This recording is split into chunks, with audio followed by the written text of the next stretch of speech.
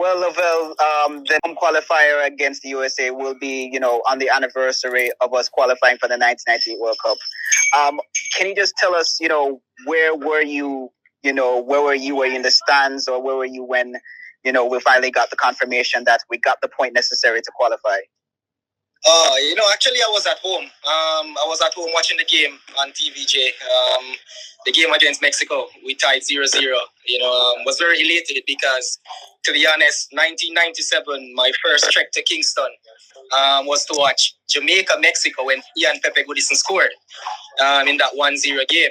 And I was very much inspired. It was like I fell in love with football. I fell in love with sports.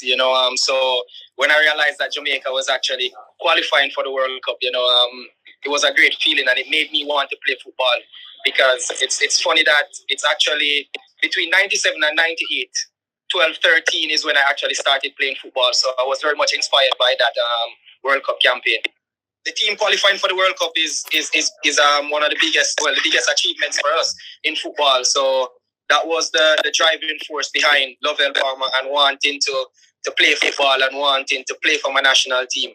So that campaign was memorable for me, man. Well, one of the things that I'm very interested in, because obviously that team is in folklore. What were if you can give me some members of the team that really inspired you to go into football?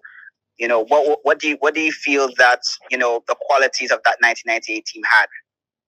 Well, I mean, Peter Cargill was definitely big in the central midfield. Dawes in the midfield as well. Duran Brown. Tatty Brown is the person who stood out the most for me. How calm he was as a centre back. He starts every attack from the back. So that's the player that stood out the most for me. Duran Brown. But as I said, I love the team. I enjoyed Dean Sewell. As a right back inspired me also. Shorty Malcolm. I really just started getting into football, and I watched all the football that I could. And of course, Jamaica is my country, is the homeland, and we were on a journey to the World Cup. So of course, every single player that played for that national team was an inspiration to me. Us being the first Caribbean country an English-speaking Caribbean to make the World Cup, did you understand then the magnitude of our achievement? Yes, definitely. I understand right away that that was history. Not just for Jamaica, but for the entire Caribbean.